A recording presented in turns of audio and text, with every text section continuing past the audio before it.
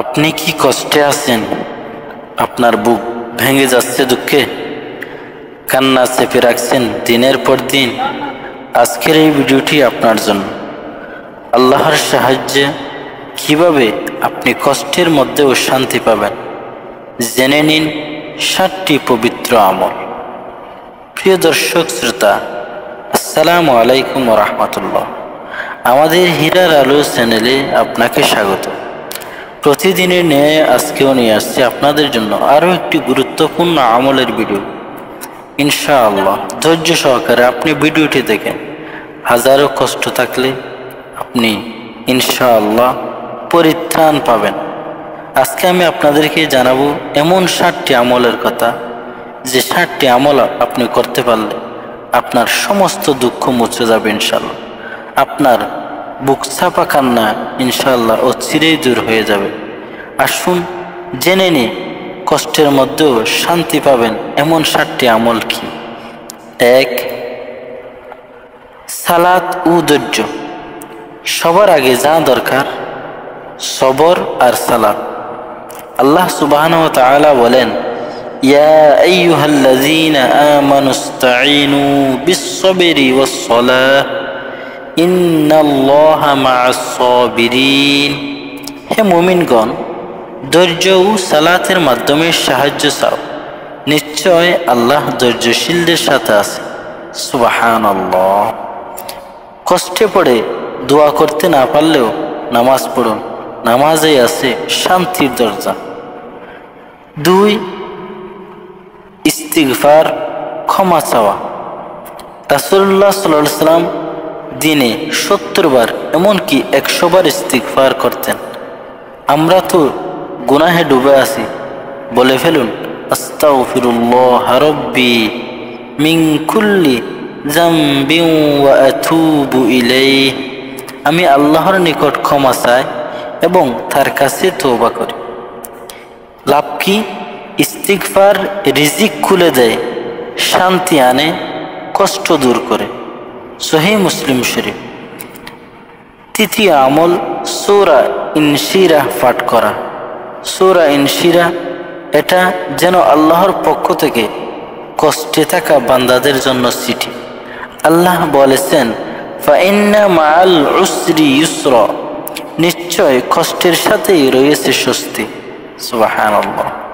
এই আয়াতটি শুধু মুখে বলবেন না, মনে গেঁথে ফেলুন।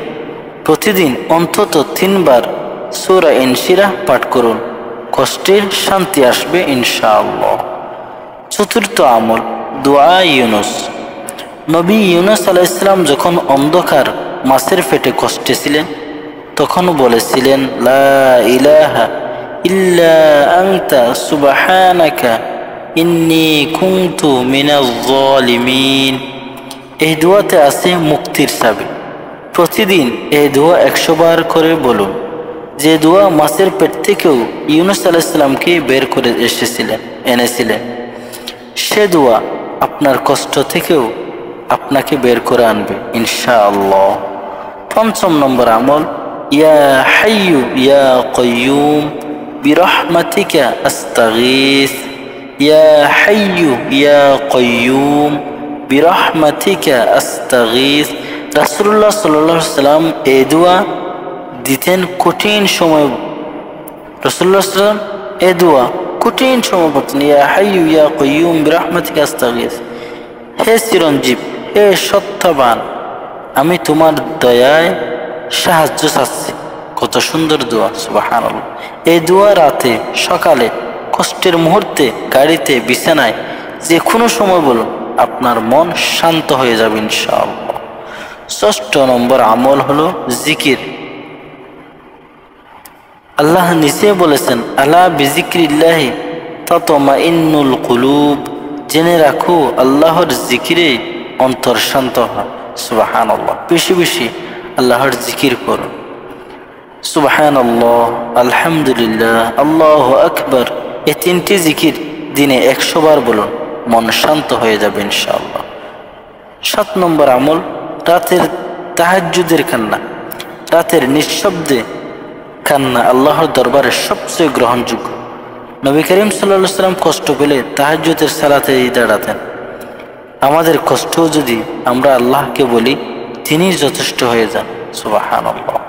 তাহাজ্জুদের 2 রাকাত সালাত, কিছু চোখের পানি, কিছু নিঃশব্দ দোয়া, এইটুকুই তো চায়। বন্ধুরা, এই দুনিয়া পরীক্ষার জায়গা।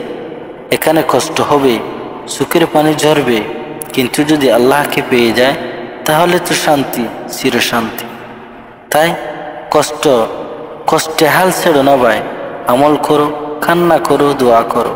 একদিন ঠিকই তুমি জেনে যাবে আল্লাহ তোমার পাশে ছিলেন, আছেন এবং থাকবেন। ভিডিওটি যদি ভালো লাগে শেয়ার করুন আপনার প্রিয়জনের সাথে। কমেন্ট লিখে দিন, কমেন্টে লিখে জানান আপনি আজ কোন আমলটা শুরু করবেন। আর যদি চান এমন আরও ইসলামিক ভিডিও পেতে তাহলে হীরার আলো চ্যানেলটি সাবস্ক্রাইব করে পাশে থাকুন। আল্লাহ আমাদের সকল কষ্ট সহজ করে দিন। আমিন।